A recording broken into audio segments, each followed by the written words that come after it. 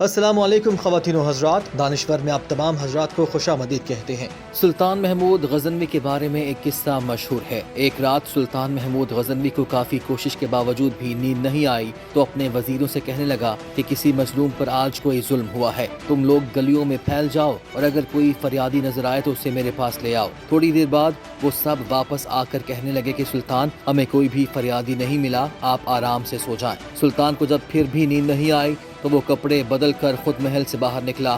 محل کے پچھواڑے میں حرم سرا کے نزدیک اسے کسی کی فریاد سنائی دی، اے اللہ، سلطان محمود اپنے مصاحبوں کے ساتھ محل میں عیش و عشرت کی زندگی گزار رہا ہے اور محل کے عقب میں مجھ پر یہ ظلم توڑا جا رہا ہے۔ سلطان نے کہا کہ کیا بات کر رہے ہو، میں محمود ہوں اور تمہاری فریاد رسی کے لیے آیا ہوں، مجھے بتاؤ کہ کیا ظلم ہوا ہے تمہارے ساتھ۔ اس نے کہا کہ آپ کے خاص میں سے ایک شخص جس کا نام میں نہیں جانتا ہر رات میرے گھر آتا ہے اور میری بیوی پر ظلم و تشدد کرتا ہے۔ اس وقت کہاں ہے؟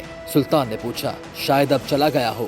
سلطان نے کہا کہ دوبارہ جب وہ آئے تو فوراً آ کر مجھے اطلاع کرو۔ پھر سلطان نے محل کے دربان کو وہ شخص دکھایا اور کہا کہ جب بھی یہ دربار آئے اسے سیدھا میرے پاس پہنچا دو، اگر میں نماز کی حالت میں بھی ہوں تو پرواہ مت کرو۔ اگلی رات وہ شخص سلطان کے پاس آیا اور بتایا کہ وہ شخص اس وقت اس کے گھر میں ہے۔ سلطان اسی وقت تلوار ہاتھ میں لیے اس شخص کے ساتھ چل پڑا۔ جب اس کے گھر کے قریب پہنچا تو اسے کہا کہ گھر کے سارے چراغ بجھا دو۔ پھر اندھیرے میں ہی اس کے گھر میں گھس کر اس شخص کا سر تن سے جدا کر دیا۔ پھر سلطان نے حکم دیا کہ چراغ روشن کر دو۔ اس شخص کا چہرہ دیکھا اور سجدے میں گر پڑا۔ پھر گھر کے مالک سے کہا کہ اگر کچھ کھانے کو ہے تو لے آؤ، مجھے سخت بھوک لگی ہے۔ آپ جیسا سلطان مجھ غریب کے گھر کا کھانا کھائے گا؟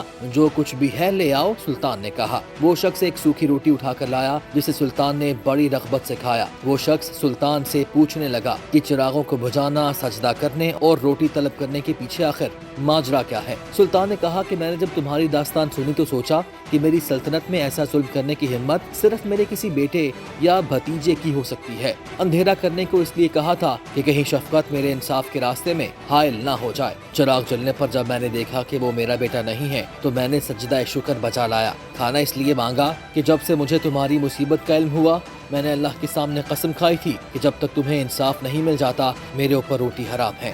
اس وقت سے اب تک میں نے نہ کچھ کھایا اور نہ پانی پیا تھا۔ دوستو، جیسا کہ ویڈیو کے آغاز میں آپ کو بتایا تھا کہ سلطان محمود غزنوی ایک عاشق رسول بھی تھا۔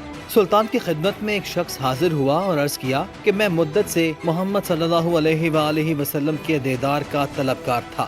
قسمت سے گزشتہ رات مجھے آپ صلی اللہ علیہ وآلہ وسلم کا دیدار کرنے کی سعادت حاصل ہوئی۔ آپ صلی اللہ علیہ وآلہ وسلم سے میں نے عرض کی کہ یا رسول اللہ صلی اللہ علیہ وآلہ وسلم، میں 1000 درہم کا مقروض ہوں، اس کی ادائیگی سے عاجز ہوں اور ڈرتا ہوں کہ اگر اسی حالت میں مر گیا تو قرض کا بوجھ میری گردن پر ہوگا اور اس وجہ سے میں روز قیامت پھنس جاؤں گا۔ رحمت دو عالم صلی اللہ علیہ وآلہ وسلم نے ارشاد فرمایا کہ محمود سبکتگین کے پاس جاؤ، وہ تمہارا قرض اتار دے گا۔ وہ شخص کہنے لگا کہ میں نے عرض کی کہ وہ کیسے اعتماد کریں گے؟ اگر ان کے لیے کوئی نشانی عنایت فرما دی جائے تو کرم بالا کرم ہو جائے گا۔ آپ صلی اللہ علیہ وآلہ وسلم نے فرمایا کہ جا کر اس سے کہو، اے محمود، تم رات کے اول حصے میں 30,000 بار درود پڑھتے ہو اور پھر بیدار ہو کر رات کے آخری حصے میں مزید 30,000 بار درود شریف پڑھتے ہو۔ اس نشانی کے بتانے سے وہ تمہارا قرض اتار دے گا۔ سلطان محمود غزنوی نے جب شاہ خیر الانام حضرت محمد مصطفیٰ صلی اللہ علیہ وآلہ وسلم کا رحمت و بھرا پیغام سنا تو رونے لگا اور تصدیق کرتے ہوئے اس کا قرض اتار دیا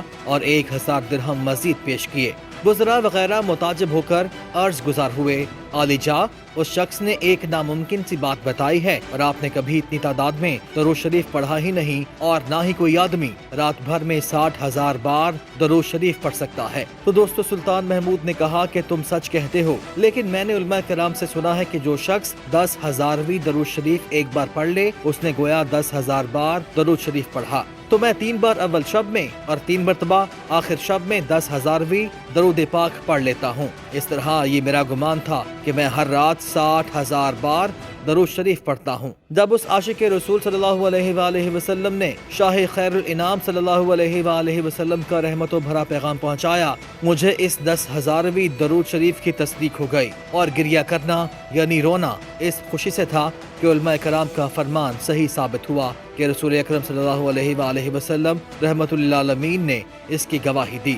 دوستو 410 ہجری میں سلطان محمود غزنوی کی وفات ہوئی۔ یہ واقعہ سچا اور انفرادی حیثیت رکھتا ہے کہ 1974 میں شہر غزنوی میں زلزلہ آیا، جس سے سلطان محمود غزنوی کی قبر پھٹ گئی اور مزار بھی ٹوٹ پھوٹ کا شکار ہو گیا۔ تو اس وقت کے افغانستان کے بادشاہ ظاہر شاہ مرحوم نے دوبارہ مزار کی تعمیر نو کی اور قبر کو مرمت کروایا۔ تعمیر کے مقصد کے لیے قبر کو پورا کھول دیا گیا، کیونکہ قبر نیچے تک پھٹ گئی تھی۔ جب قبر کو کھولا گیا تو قبر کے معمار اور قبر کی زیارت کرنے والے حیران رہ گئے کہ قبر کے اندر سے 1000 سال سے مرے ہوئے شخص کی لاش اور تابوت کی لکڑی صحیح سلامت ہے۔ سب لوگ حیران اور ورطہ حیرت کا شکار ہوئے۔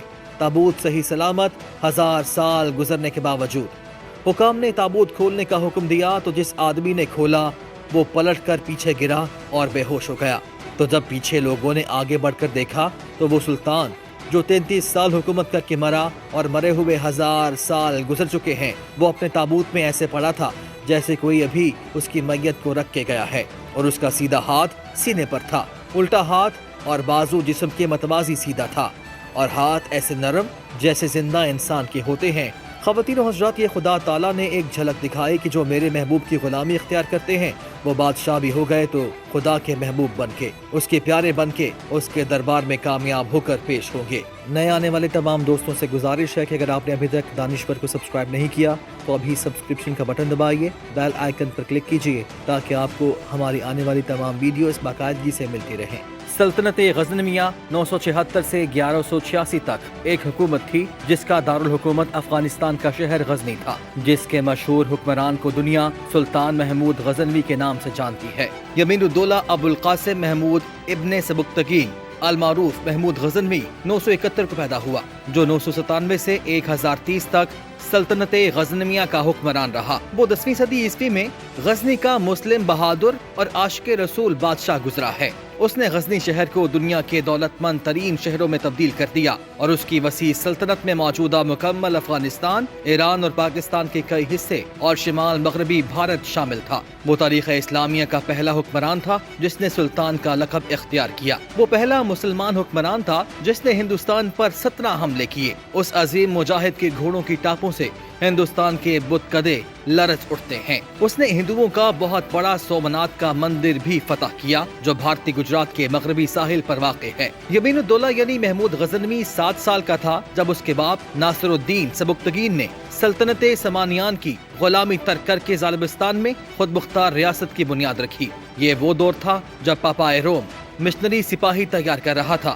شام، دمشق اور بیروت جیسے کئی شہر مسلمانوں کے ہاتھ سے نکل چکے تھے اور یروشلم پر چڑھائی کی منصوبہ بندی کی جا رہی تھی۔ ادھر ہندوستان میں اسلام کی مقبولیت میں اضافے سے ہندو راجا جے پال بہت خائف تھا۔ محمد بن قاسم کے جانے کے بعد بھی ہندوستان میں اشاعت اسلام کا سلسلہ رک نہیں سکا تھا۔ اسے روکنے کا واحد حل یہی تھا کہ مسلم ریاستوں کو اپنے زیر اثر کر لیا جائے۔ سمرقند اور بخارا میں سلطنت سمانیان کا شیرازہ بکھر رہا تھا۔ ان کے غلام سبکتگین نے غزنی میں اپنا راج تو قائم کر لیا، لیکن اپنی گرفت مضبوط کرنے کے لیے اسے ابھی وقت چاہیے تھا، اور راجا جے پال اسے اس کی مہلت نہیں دینا چاہتا تھا۔ اس نے غزنی پر چڑھائی کر دی، شہر میں بلا کی لوٹ مار مچائی، سینکڑوں عورتوں اور مردوں کو غلام بنا لیا، لیکن سنگلاخ پہاڑی سلسلے میں شدید سرد موسم کے باعث محمود غزنوی کے والد سبکتگین کو مکمل شکست دیے بغیر واپس لوٹنے پر مجبور ہو گیا۔ اس نے پجاریوں سے ہندو مذہب کی بقا کے لیے مدد مانگی اور چند برس بعد ایک بار پھر پہلے سے زیادہ تیاری کے ساتھ غزنی پر چڑھ دوڑا۔ اس بار سبکتگین کے لشکر کا سالار اس کا بڑا بیٹا یمین الدولہ یعنی سلطان محمود غزنوی تھا۔ گھمسان کرن پڑا، لیکن جوان سالہ یمین الدولہ نے غزنی کو مکمل تباہی سے بچا لیا۔ جے پال کو ایک بار پھر ناکام لوٹنا پڑا۔ ہندوستان پہنچ کر اس نے مکمل طور پر مندر کو اپنی سیاست کا مرکز بنا لیا جو سومنات کا مندر کہلایا، اور نئی فوج تیار کرنا شروع کر دی۔ ادھر سبکتگین دنیا سے کوچ کر گیا اور غزنی کی باغ دوڑ اس کے چھوٹے بیٹے اسماعیل نے سنبھال لی۔ یمین الدولہ یعنی سلطان محمود غزنوی کو معزول کر دیا گیا۔ دونوں بھائیوں کے درمیان ٹھن گئی۔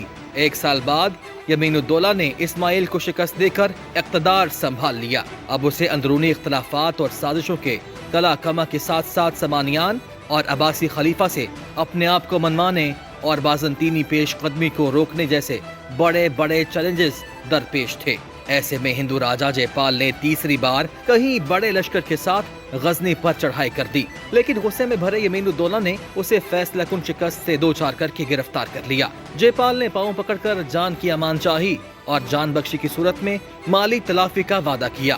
یمین الدولہ کے لیے اندھیری کوٹریوں میں رہنے والوں کی سرزمین ہندوستان کی کوئی اہمیت نہیں تھی۔ اس نے جے پال کو زندہ چھوڑ دیا اور جان بخشی کا معاوضہ وصول کرنے کے لیے ایک وفد اس کے ہمراہ روانہ کیا، اور پہنچتے ہی اس نے سفارتی وفد کو قتل کر ڈالا اور ان کے سر سلطان محمود غزنوی کو بھجوا دیے۔ جے پال کی اس گھٹیا حرکت پر یمین الدولہ ابو القاسم محمود غزنوی جلال میں آ گیا اور ہندوستان پر حملے کی تیاری شروع کر دی، جس کے لیے اس نے خود کو سلطان کا خطاب دیا۔ اسلامی تاریخ کا پہلا سلطان، سلطان محمود غزنوی۔ دوسری ہزاروی کے پہلے سال یعنی 1001 میں سلطان محمود غزنوی نے ہندوستان پر پہلا حملہ کیا۔ سرکش ہندو راجا کو بدترین شکست ہوئی۔ جے پال نے خود کو محل میں قید کر لیا، موسم نے انگڑائی لی اور سلطان کو واپس غزنی لوٹنا پڑا، لیکن شرمناک شکست کے بعد پجاریوں نے جے پال سے راستے جدا کر لیے۔ دل برداشتہ راجا نے اپنے محل میں درباریوں کے سامنے خودکشی کر لی۔ اس کا بیٹا اننت پال سنگھاسن پر براجمان ہوا تو اس نے ایسے طریقے اپنائے کہ مندر کی آمدن میں 100 گنا اضافہ ہو گیا۔ ہر امیر غریب کے لیے سومناتھ کے مندر میں چڑھاوا چڑھانا لازمی قرار دے دیا گیا۔ عوام کی کمائی کا بڑا حصہ مندر کی نظر ہونے لگا۔ بڑی بڑی جائیدادیں مندروں کے نام کر دی گئیں۔ سومناتھ کے مندر میں ایسا بت بنایا گیا جو ہوا میں معلق تھا۔ اس بت کی شہرت پورے ہندوستان میں پھیل گئی۔ دیگر مذاہب کے پیروکار اس عجوبے کو دیکھ کر ہندو ہونے لگے۔ اسی طرز پر ہندوستان کے طول و عرض میں 12 مندر قائم ہو چکے تھے، جہاں سے چند برسوں میں ہی اتنی دولت اکٹھی ہونے والی تھی کہ ایک بہت بڑی فوج 100 سال تک جنگ لڑ سکتی تھی۔ سلطان مغرب کے محاذوں پر مصروف ہو چکا تھا، لیکن اب وہ ہندوستان سے بالکل بے خبر نہیں تھا۔ اسے خبر ملتی رہتی کہ سومناتھ کا مندر ہندوستان کا مذہبی مرکز بن رہا ہے۔ ہندو اسے ہیکل سلیمانی اور کلیسا کی طرح اپنے مذہب کا قبلہ بنانے جا رہے ہیں۔ اس کا قلع کما کرنا ناگزیر ہو چکا۔ سلطان کے لیے عالمی منظرنامے میں غیر معروف ہندوستان کی کوئی اہمیت نہیں تھی، لیکن اس نئے فتنے کا خاتمہ اس کے ایمان کا تقاضا تھا۔ سلطان محمود غزنوی نے سومناتھ کے بت کو پاش پاش کرنے کی قسم کھا لی تھی۔ دوستو، راجا جے پال کا بیٹا اننت پال سلطان سے اپنے باپ کا بدلہ لینے کے لیے بے قرار تھا۔ اگلے 9 سال تک اس نے سلطان سے 7 جنگیں لڑی اور ہر بار شکست کھائی۔ اسی دوران ملتان میں فاطمی خلیفہ کے اسماعیلی دائی بھی سلطان کے غضب سے نہیں بچ سکے تھے۔ آخر 1010 میں اننت پال نے سلطان سے امن معاہدہ کرنے کے بعد باپ کی طرح موت کو گلے لگا لیا۔ سلطان محمود غزنوی دوبارہ مغربی محاذ پر مصروف ہو گیا، لیکن سومناتھ کا فتنہ ختم ہونے کا نام نہیں لے رہا تھا۔ سومناتھ کا مندر ہندوؤں کا بہت بڑا بت خانہ تھا۔ ہندوستان کے سب بت خانوں میں زیادہ محترم اور معظم سمجھا جاتا تھا۔ یہ بت خانہ ایک مضبوط قلعے میں جو کہ سمندر کے کنارے پر تھا اس میں بنا ہوا تھا۔ سمندر کی لہریں مد و جزر کے ساتھ بت خانے تک آیا کرتی تھیں۔ ہندوؤں کا عقیدہ یہ تھا کہ سمندر اس بت خانے کے قدم چومنے کے لیے آتا ہے۔ بت خانے کی عمارت نہایت عظیم الشان اور وسیع تھی۔ 56 مرصع کھمبوں پر وہ عمارت قائم تھی۔ بت کا مجسمہ پتھر تراش کر بنایا گیا تھا، جس کی لمبائی 5 گز تھی۔ یہ بت 2 گز زمین میں گڑا ہوا تھا اور 2 گز باہر تھا۔ اس بت کی کوئی خاص صورت نہ تھی۔ بت خانہ ایک تاریک مقام میں تھا۔ قندیلوں میں جواہرات جڑے تھے جن سے روشن رہتا تھا۔ دوستو، بت کے قریب طلائی زنجیر میں ایک سومن کا گھنٹا لٹکا ہوا تھا جو اوقات مقررہ پر شب کے وقت بجایا جاتا تھا۔ اس کی آواز سے پجاری برہمن بتوں کی عبادت کے لیے آتے تھے۔ اس بڑے بت کے پاس بہت سے سونے چاندی کے بت رکھے ہوئے تھے۔ بت گدے کے دروازے پر زربفت کے پردے پڑے تھے جن کی جھالروں میں موتی اور جواہر لٹکے ہوئے تھے۔ ان میں سے ہر ایک کی قیمت 20-20 ہزار دینار تھی۔ جب سلطان محمود غزنوی نے سومناتھ پر حملہ کیا تو گھمسان کی جنگ کے تیسرے روز مجاہدین اسلام کے پرزور حملوں نے سورما راجپوتوں کو شکست دے دی۔ نہایت ابتری کے ساتھ پسپا ہوئے۔ 50,000 کھیت رہے، باقی ماندہ کشتیوں پر سوار ہو کر بھاگ گئے۔ اسلامی بہادروں نے تعاقب کیا، قتل و غارت گری کا سیلاب بڑھا، ہزاروں دریا میں ڈوب کر مر گئے۔ بہت سو کو اسلامی دلاوروں نے تلوار کے گھاٹ اتارا۔ قلعے پر کامیابی کے ساتھ سلطان کا قبضہ ہو گیا۔ 1024 میں گجرات کے راجاؤں کو شکست سے دوچار کیا اور مقناطیسی کشش سے ہوا میں معلق کیے گئے سومناتھ کے سب سے بڑے بت کو پاش پاش کر دیا۔ دوستو، اب سلطان کا مقصد پورا ہو چکا تھا۔ اس نے لاہور اپنے وفادار وزیر ایاز کے حوالے کیا اور خود واپس غزنی لوٹ گیا۔